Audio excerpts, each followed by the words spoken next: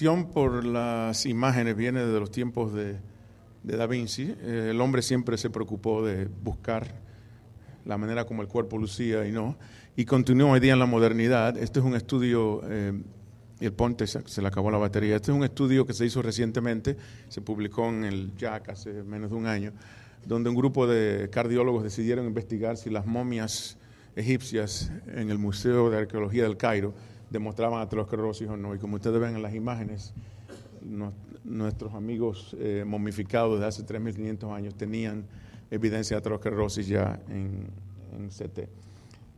Los radiólogos incluso se han fascinado con la función del cerebro al punto que quieren convencernos que ya ellos saben dónde está el lugar del amor, en el núcleo caudado. Si le preguntan a Afrodita, ustedes saben muy bien la respuesta que nos va a dar, y es que está en el corazón. El punto es que hay una obsesión con las imágenes, y esta diapositiva muestra claramente cuál ha sido la evolución de las técnicas de imagen en los últimos 10 años en los Estados Unidos respecto a todo lo otro que hace un cardiólogo. En la curva superior se nota, en la curva superior se nota la tendencia en los últimos 10 años a la utilización, en la utilización de servicios cardiovasculares, en la curva amarilla. En rojo está la utilización de técnicas de imagen nucleares, en azul el cateterismo cardíaco, la angiografía, y por último en verde están todos los servicios médicos cardiovasculares. En otras palabras, el porcentaje de crecimiento de atención cardiovascular de contacto clínico ha subido en proporción razonable, pero las imágenes continúan subiendo en proporción radicalmente diferente y mucho mayor. Inclusive las técnicas de eco, que la muestra esta curva aquí abajo, han crecido en una proporción exagerada respecto a los encuentros clínicos. O sea, estamos tomando demasiadas fotografías. Los desafíos en general que tienen estas técnicas, como le mencioné, y algunos, incluyen también el hecho de que varios colegas de diferentes especialidades pueden ordenar estas pruebas. Un médico en la emergencia puede ordenar un CT, un cirujano cardiovascular puede ordenar un CT, un neumólogo, un internista.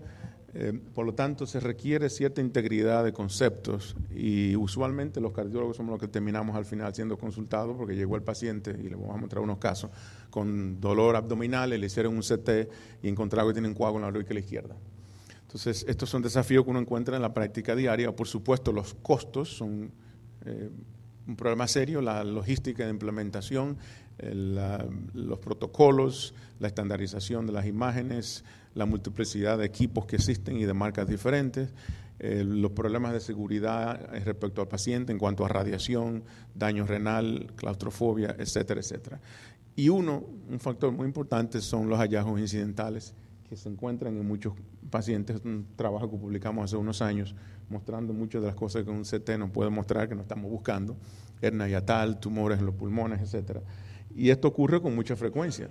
Hasta un 50% en el caso de CT, hasta en un 50% de los casos se encuentran anomalías de algún órgano en el pecho y en el mediastino que no andábamos buscando, de las cuales 1 de cada 4 tienen un impacto clínico significante que requieren más investigación, como es el caso de tumores malignos. Percio habló de enfermedad coronaria y CT, no voy a hablar de ese tema. Las indicaciones generales del uso del CT multidetector para indicaciones no coronarias incluyen la evaluación de función ventricular regional y global, la presencia de viabilidad miocárdica en enfermedades valvulares. Tiene cierto rol, cierta importancia, no mucho, en enfermedad congénita, en la evaluación de masas cardíacas, en el laboratorio de electrofisiología o antes del paciente llegar al laboratorio de electrofisiología, en el mapeo anatómico del seno coronario, de las venas pulmonares para el aislamiento de las vías accesorias.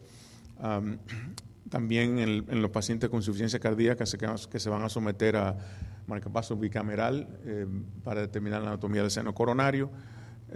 Y por supuesto las enfermedades de la aorta y las arterias pulmonares. La resonancia, por su parte, tiene sus ventajas y desventajas. La gran desventaja que tiene más que nada es que es una técnica muy fisiológica, en el sentido de que utiliza fisiología natural, biología natural del corazón a fin de proveer información. Tiene desafortunadamente la limitación de que es técnicamente un poco más compleja y que requiere una experiencia diagnóstica mucho más sofisticada. El costo, por supuesto, es mucho mayor que la tomografía. Esta diapositiva es una comparación relativa entre las técnicas de imagen cardiovascular que tenemos. en cuanto a su capacidad de diagnóstico morfológico, en cuanto a su capacidad de determinar función, en cuanto a su capacidad de análisis tisular biológico y por último en su capacidad de análisis de metabolismo. Como ustedes ven, eco, nuclear y tomografía son tres técnicas que dependen de la emisión de algo. En el caso de eco, de ondas de sonido, en el caso de nuclear, de isótopos radiactivos y en el caso de la tomografía, de rayos X.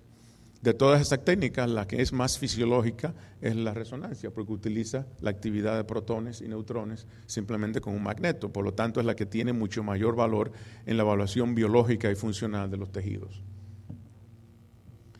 Empezamos con los casos. Este es un caso donde por casualidad se encontró algo que tiene relevancia, pero que realmente no se necesitaba hacer la prueba para ello. Esta señora llegó de México a Chicago a visitar a la familia.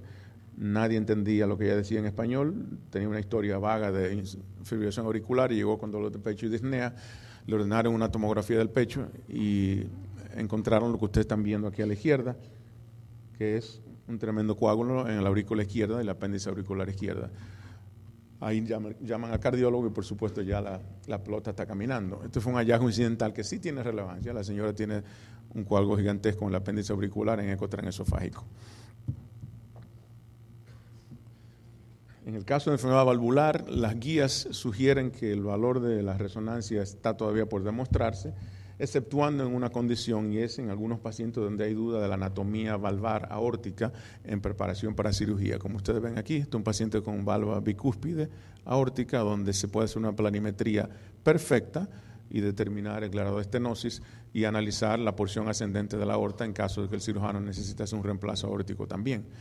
La data está validada, la información científica y médica está validada en cuanto a la utilidad y certeza de la resonancia en la medida del área valvular comparada con cateterismo. O sea que en aquellos casos donde no se vaya a hacer un cateterismo por una razón u otra o el eco se equivoca, la resonancia puede ayudar. En la insuficiencia aórtica la información no está tan clara, no es necesario realmente hacer un MRI para eso porque el eco usualmente es 100% o 90% diagnóstico. Hay ocasiones, como en este caso, un paciente mío con síntomas de insuficiencia clínica, el eco transtorácico fue bastante equívoco, no quería un eco transesofágico y como ven en la resonancia hay un chorro de insuficiencia excéntrica severa que se ve aquí, que se confirmó en angiografía. Donde sí hay un valor importantísimo en la interacción de las tres técnicas es en el paciente con implante percutáneo aórtico. Este fue nuestro primer caso hace un par de años. La técnica tomográfica es fundamental en la preparación de estos pacientes antes, durante y después del procedimiento, no solamente por la medición de la relación anatómica entre el seno coronario, los senos de Valsalva y el origen de las coronarias, sino también la determinación del grado de placa o distorsión de la aorta ascendente y la determinación del tipo de válvula que se va a implantar. Este es un muchacho que llegó de un viaje de Jamaica con insuficiencia respiratoria. El eco transtorácico muestra aquí a la izquierda el septo interventricular con movimiento paradójico, claramente dilatación severa del ventrículo derecho con un coágulo móvil en la aurícula derecha y el ventrículo derecho. Igual aquí, el ventrículo derecho es severamente disfuncional, paciente hipotenso con coágulos entrando a la cámara derecha.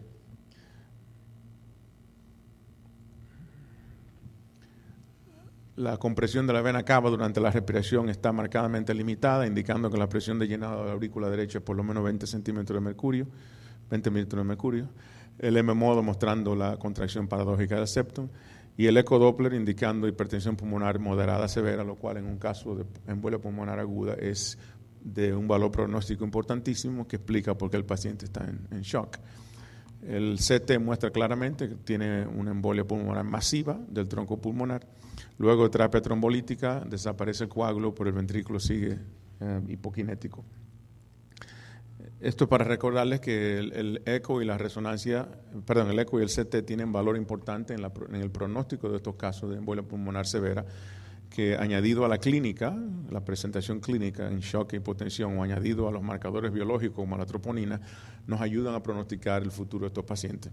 Específicamente lo que se busca es dilatación ventricular derecha, la presencia de hipertensión pulmonar o hipoquinesia del ventrículo derecho y sobrecarga de presión del ventrículo derecho, sea por CT o en el eco, y la presencia de coágulos en la aurícula derecha, como el caso que acabo de presentar. Este es un multidetector CT mostrando lo mismo que el eco mostró, dilatación severa del ventrículo derecho.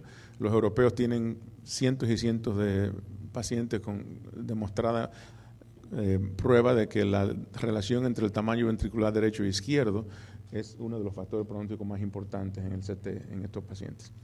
El eco ayuda mucho además en el diagnóstico diferencial de pacientes que llegan hipotensos con disfunción ventricular derecha. La dilatación y la presencia del signo de McConnell, que es disquinesia del ápex del ventrículo derecho, básicamente es 100% diagnóstica patognomónica de embolia pulmonar. En otras palabras, el paciente llega disneico, puede estar hipotenso o no, tiene dilatación del ventrículo derecho, signo de insuficiencia ventricular derecha, y si se muestra en el eco que la pared libre del ápex tiene una indentación, una contracción disquinética, eso es 100% patognomónico de embolia pulmonar. Usualmente la evaluación clínica de estos pacientes obviamente parte de la sospecha clínica, la radiografía de pecho y el electro, y si la sospecha es alta, ese paciente necesita un CT. Usualmente empezamos con CT, tanto el espiral como el multidetector. Si el paciente es ambulatorio o el grado de sospecha es intermediario o bajo, pues ese paciente se puede manejar con un enfoque conservador, midiendo los niveles del dímero D, y si están normales, el dímero D en presencia de una sospecha clínica baja prácticamente excluye el diagnóstico de embolia pulmonar. Si el dímero D está alto, obviamente el paciente necesita un CT. Otro campo donde la resonancia en particular ha hecho muchos avances en los últimos 5 años es el campo de las cardiomiopatías y de enfermedad isquémica. El gadolinio, que es el medio de contraste que se utiliza en la resonancia magnética por excelencia, tiene una curva de tiempo y de imagen determinada. En otras palabras, gracias a los programas y a los algoritmos del software de la resonancia, se puede determinar en qué estadio de sístole, diástole, llenado o vaciado, inyección o no inyección, se puede determinar qué área del miocito o qué parte de la función ventricular la imagen está obteniendo. Si hay edema, si hay cicatriz, si hay fibrosis, y eso todo se debe a la definición biofísica de este agente gadolinio, que cuando hay edema, por ejemplo, o cuando hay predominancia de los protones, provee esas imágenes llamadas en atrapamiento tardío, que son indicativas de cicatriz o fibrosis, en el caso de cardiomiopatías y también en el caso de enfermedad coronaria. Si se fijan aquí a la izquierda en este diagrama, en la enfermedad isquémica subendocárdica, el atrapamiento tardío, el enhancement va a ser subendocárdico. En el caso de un infarto transmural sin viabilidad va a ser obviamente a través de toda la pared, como lo ven aquí en estas imágenes. Un área que recientemente también está discutiéndose y probablemente en las próximas guías que saldrán en 2 o 3 años del manejo de cardiomopatía hipertrófica, probablemente la resonancia va a ser incluida como uno de los criterios fundamentales. Usted sabe que muchos de estos pacientes con cardiomopatía hipertrófica no vienen con la historia clínica clásica de muerte súbita en la familia, taquicardia ventricular, etcétera, sino que vienen con un cuadro medio oscuro, que sí que han tenido síncope, que no, que tienen PVCs, que la prueba de esfuerzo es negativa, que sí es positiva. En esos casos la resonancia es muy útil no solamente para cuantificar el grado de hipertrofia asimétrica, que usualmente más de 3 milímetros es un signo de aumento de riesgo de muerte súbita, sino también para determinar si hay atrapamiento tardío, late enhancement. ¿Así que se dice, Fausto, atrapamiento? ¿Cómo? Realce tardío, perdón, gracias. Si hay realce tardío en la cardiomopatía hipertrófica, esto se asocia a un pronóstico peor. Y este es el caso de un paciente nuestro que nunca se diagnosticó con cardiomopatía hipertrófica. El eco muestra claramente la simetría del septum. Y se fijan aquí en esta imagen estática, lo blanco es cicatriz. Fíjense cómo el ápex, sobre todo, y esta porción del ventrículo izquierdo, y se ve aquí en la imagen tardía, cómo está cicatrizado. Acuérdense que la cardiomopatía hipertrófica es una enfermedad muy compleja donde las fibras miocárdicas se cicatrizan espontáneamente sin producir trastornos regionales de la contractilidad hasta el final, hasta la muerte del paciente. En otras palabras, la resonancia muestra infartos múltiples, cicatrices múltiples en diferentes territorios y la contractilidad es normal. Eso es patognomónico de la cardiomopatía hipertrófica y se ha asociado a un aumento de la mortalidad cardíaca, no cardíaca y muerte súbita por arritmia en un estudio que acaba de salir hace unos meses. Por esa razón, las guías muy probablemente van a incluir la presencia de atrapamiento tardío en aquellos pacientes que les decía que eran borderline, donde no se sabía si realmente habían tenido síncope o no, y donde no se ha demostrado taquicardia ventricular a fin de recibir un desfibrilador y prevenir la muerte súbita. Ustedes ven mucho Takotsubo aquí en el país, cardiopatía por estrés, porque con tanto estrés que vivimos aquí me imagino que... Pero la gente resuelve el estrés con una fiestecita por ahí, ¿no? Esto es Takotsubo, enero 3, mi paciente también, enero 3 del 2012. La paciente llega con los cambios típicos en el electro, que son no específicos, dolor de pecho, disquinesia del septo y el ápex, que se ve muy clara aquí. Pero en este caso, fíjense en la subcostal, como aparte del ápex del ventrículo izquierdo, también la pared libre del ventrículo derecho está afectada. Las coronarias normales, derecha e izquierda. Eso fue el 31 de enero. A los 3 días, el 3 de febrero, el ventrículo empieza a normalizarse y a la semana siguiente la resonancia muestra resolución completa de la función ventricular y de la movimiento paradójico del ventrículo derecho. Ese caso lo vamos a reportar porque solamente hay 5 casos reportados en el mundo de Takotsubo biventricular. ¿Qué tal miocarditis? La miocarditis focal, no miocarditis global, la focal, tiene cierta característica clínica que se pueden confundir con la cardiopatía de estrés. Esta es una muchacha joven que vino de nuevo en coronarias normales, cambio no específico en el electro, hipoquinesia apical distal con troponinas elevadas y 10 días después de la presentación, fíjense cómo el ventrículo está normalizado y sin embargo la cicatriz todavía sigue en la resonancia. Si esto hubiera sido Takotsubo, todo se hubiera normalizado a las 2 o 3 semanas. Sin embargo, esta muchacha tiene una cicatriz todavía indicando que es miocarditis focal.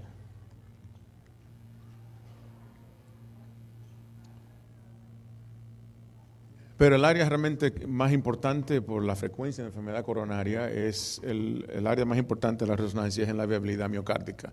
Ustedes saben que un porcentaje de pacientes, luego de completar un infarto, con o sin revascularización, donde se está discutiendo el próximo paso, si cirugía o angioplastía, muchos de estos pacientes tienen disfunción ventricular sistólica severa, por lo tanto representan un riesgo alto. Y francamente no se sabe cuánto se va a ayudar a ese paciente y como dice José, a veces hay que pararse y no hacer nada. En este caso la resonancia es bastante útil. Este paciente llegó con un infarto tardío del anterior descendente, como ustedes ven aquí, con disquinesia apical, un trombo en el ventrículo izquierdo bastante marcado, una fracción de eyección de menos de 30%, son pacientes de alto riesgo. Fíjense aquí el trombo también en la resonancia, la cicatriz en la pared anterolateral. La resonancia se hizo a fin de determinar viabilidad y como ven lo que tiene cicatriz nada más. Es un paciente no viable donde someterlo a cirugía o angioplastía probablemente no va a facilitar ninguna mejoría clínica más allá de quizás aliviar los síntomas, lo cual se puede conseguir con medicamentos.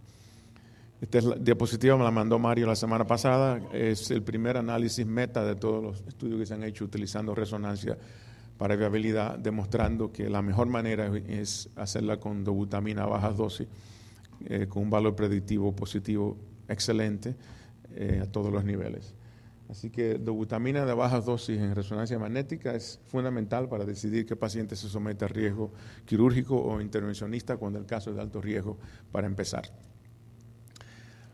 La disección de aorta es un problema epidemiológico serio, sobre todo en países donde la prevalencia de aterosclerosis y hipertensión es muy alta, me imagino que en nuestro país también. Es una imagen transesofágica mostrando el colgajo. Flap, no me gusta hablar Spanglish. Colgajo no se dice. Colgajo de disección en la aorta ascendente, justamente por encima del ósteo de la coronaria, aquí, en un paciente con presentación clásica. Este fue un caso donde primero se hizo la tomografía y las imágenes transesofágicas se hicieron en el quirófano. Voy a hablar en detalle luego un poquito o brevemente sobre qué imagen utilizar primero y cuál no. Pero no hay duda que la resonancia y el CT son fundamentales en definir la anatomía distal. Fíjense donde el colgajo va hasta la subdivisión de las ilíacas, claramente definido. Y con la reconstrucción tridimensional se puede incluso determinar la relación del colgajo con los vasos abdominales. Esta es una disección distal tipo B, la misma cosa, resonancia aquí arriba.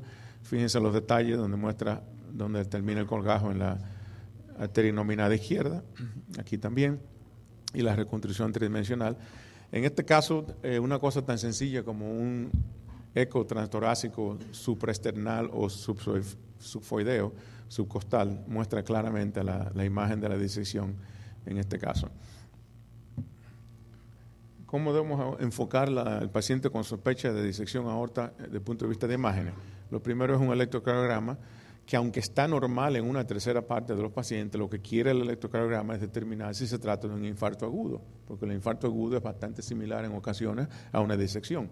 El 5% de los pacientes con disección proximal tienen cambios en el electrosubjetivo de infarto inferior, pero el 95% no tienen elevación del ST. Por lo tanto, es fundamental hacer separación para empezar. La radiografía de pecho sí ayuda o no ayuda en quizá la mitad de los casos, pero hoy día las modalidades en ese orden típicamente empiezan con el tomograma, luego el eco transesofágico, luego la resonancia y por último, si Dios quiere nunca, el cateterismo. No solamente porque la angiografía coronaria no provee ningún diagnóstico adicional que ayude en el tratamiento quirúrgico de la disección proximal, sino que también tiene su riesgo, como mostraré más tarde. En el Registro Internacional de Disección de Aorta, como una ilustración de lo difícil que es el diagnóstico de esta condición, muchas veces en ese registro se ha demostrado que el paciente promedio requiere casi 2 pruebas antes que el diagnóstico se haga en las 2/3 partes de los casos. O sea que la disección todavía sigue engañándonos clínicamente. ¿Cuál prueba hacer? Todo depende, por supuesto, de la institución donde usted trabaje. Si usted tiene el privilegio de tener todas las pruebas disponibles, en nuestro hospital es un hospital de trauma significa que es un hospital donde llegan, la ciudad está dividida en 4 cuadrantes, y en cada cuadrante los pacientes de paramédicos con trauma físico o simplemente con llamadas a 911 llegan a esos hospitales porque tienen servicio 24 horas al día de todas las especialidades. Si está en un trauma center que tiene resonancia, CT, transesofágico y todo, pues usted escoge el que usted considere mejor basado en la condición clínica del paciente. Si el paciente está en shock, está enfermamente agudo, o sea, obviamente no vamos a mandarle una resonancia en un CT, se le hace un transesofágico. Si el paciente está estable y ya se sospecha clínicamente o por un eco transtorácico, pues se puede esperar media hora y hacer un CT. El problema es que la velocidad en el diagnóstico es fundamental y no se puede retrasar. El 60% de los pacientes, como le decía, terminan con un CT, eco transesofágico una 1/3 parte y la resonancia menos. De nuevo la imagen del colgajo en transesofágico, la resonancia y el CT. Lo fundamental en cualquier prueba que se escoja para diagnosticar disección es demostrar, para confirmar el diagnóstico, demostrar la localización de la rotura, lo cual va a ayudar al cirujano a saber de dónde va a empezar el reemplazo del injerto, entender qué tipo de disección se trata, si es proximal solamente o proximal y distal, la clasificación anatómica, y si hay una indicación de urgencia, por supuesto, y sobre todo si hay envolvimiento de la válvula aórtica para saber qué tipo de reemplazo quirúrgico se necesita. La resonancia es más útil quizás en el seguimiento a largo plazo, sobre todo en las técnicas de reparo endovascular, que creo que se habló de ese tema esta mañana. No tengo nada en contra de mis amigos intervencionalistas, pero por favor no dejen que su paciente con disección proximal se le haga un cateterismo porque es innecesario. Se está perdiendo tiempo, ese paciente tiene que ir a cirugía urgentemente. No solamente porque hay riesgo de esperar, sino también que hay riesgo de que el catéter se entre en el lumen falso y terminamos creando más problemas. No hay ni un estudio que haya demostrado que conocer la anatomía coronaria antes de operar a un paciente con disección aguda tenga ningún impacto en la supervivencia del paciente. Al contrario, esperar tiene peor impacto. La mortalidad de disección de aórtica proximal sintomática es 1% por hora. Así que esperar 6 horas significa que estás duplicando el riesgo de la cirugía. En general, como decía, el algoritmo depende de la disponibilidad de pruebas que hay. Si la historia clínica y las pruebas iniciales sugieren disección y el paciente está estable clínicamente, pues se puede escoger la que uno quiera. Usualmente cogemos transesofágico porque tenemos el sesgo del departamento, pero un CT también lo hacemos. Si el paciente está inestable, obviamente hay que hacer una prueba urgente, que definitivamente es el transesofágico, y a partir de ahí operar o no operar dependiendo de la lesión anatómica. Antes de terminar, un par de comentarios quizás filosóficos sobre el mundo invasivo o no invasivo. Ya la cardiología de imagen está empezando a vestirse de invasiva porque cada vez más estamos haciendo más cosas invasivas en los sitios, los lugares donde usualmente los no invasivos no llegan, que son el quirófano, el laboratorio de electrofisiología o el laboratorio de cateterismo. Hoy día tenemos áreas quirúrgicas que se llaman híbridas, donde se hacen valvuloplatías mitrales, donde se hace corrección del septo interauricular percutáneo con Amplatzer y donde se hacen estudios electrofisiológicos o implantes de válvula aórtica. Y los no invasivos, imagenólogos, estamos metidos en el medio. Este es un paciente que muestra claramente cómo la ablación de taquicardia ventricular cerca del ósteo de la coronaria derecha aquí produce edema agudo y severo, que es una de las complicaciones más horribles de este procedimiento. Ustedes verán cómo esta área, luego de la fulguración, se va a empezar a poner cada vez más densa, más oscura. Y este es el catéter justamente debajo de la aorta. Y miren cómo se va hinchando, edematizando la parte proximal de la aorta donde el catéter está luego de hacer la ablación. Esta es una paciente nuestra que hace 3 o 4 meses se le puso un Amplatzer para cerrar un defecto interauricular, mostrando claramente la comunicación en color y con burbujas. Y como ustedes saben, la fluoroscopía es lo que hacen estos procedimientos. Saben que la fluoroscopía es muy útil, pero hoy día, gracias al eco intracardíaco, no se está moviendo la imagen por alguna razón, el eco intracardíaco es un catéter con un ultrasonido de alta frecuencia de 30 MHz que básicamente funciona como un Swan Ganz y se introduce en el corazón y usted tiene todas las imágenes que le interesen sin tener que utilizar fluoroscopía. Y es muy útil el eco intracardíaco para determinar la oposición de los dos lados de la sombrilla del Amplatzer y asegurarse que no hay comunicación en el septo, aparte de que ayuda mucho a medir el tamaño del balón que se va a utilizar. El balón que va a abrir el septum para luego instalar el dispositivo. Esta imagen es la paciente al día siguiente, luego de haberse puesto su Amplatzer. Se ve muy bonito aquí sellando el septum. 2 cosas que nos quedan para el futuro todavía pendientes para terminar es la reconstrucción tridimensional. Las imágenes tridimensionales, al principio uno tenía mucha duda de que para qué, de que luce bonito, que no sé cuánto, pero cada vez más nos damos cuenta, sobre todo porque nos dicen los cirujanos, de que entender la anatomía con diferentes técnicas de imagen es fundamental para el tratamiento. Estos programas tridimensionales no son tan caros. Cualquier computadora Mac buena le permite utilizar un software de esto de reconstrucción. Este es un paciente, esto es uno de los residentes de nosotros que le encantan las imágenes y se la pasa jugando con esto. Esto es una reconstrucción tridimensional de una disección de aorta. Ustedes están metidos dentro del lumen verdadero, métanse ahí adentro y ahora vamos al lumen falso y van a ver el pedazo de aorta roto en un segundo con hemorragia. Lo mismo aquí en esta imagen. Este es un paciente con una embolia pulmonar masiva, donde ustedes ven en el CT el coágulo aquí, y cuando la imagen funciona, lo que es verde es el coágulo dentro de la arteria pulmonar aquí. O sea que en un momento dado yo pienso que la automatización y la facilitación de la reconstrucción tridimensional en estas técnicas, sobre todo en el aspecto quirúrgico, va a tener un papel importante. Hasta ahora yo creo que es más una cosa de que las fotos lucen bonitas. Al final lo importante es que todos conversemos uno con otro. Me gustó mucho el intercambio entre los cirujanos y los intervencionistas hoy. No usualmente sucede eso, se los digo, porque lo vivimos todos los días. Usualmente hay cierto recelo entre uno y otro. De hecho, si se fijan en las estadísticas norteamericanas, cada vez más los cirujanos están haciendo menos cirugía y cada vez más los intervencionistas están haciendo más procedimientos que eran quirúrgicos. Pero lo importante es mantener esa comunicación, igual en las imágenes.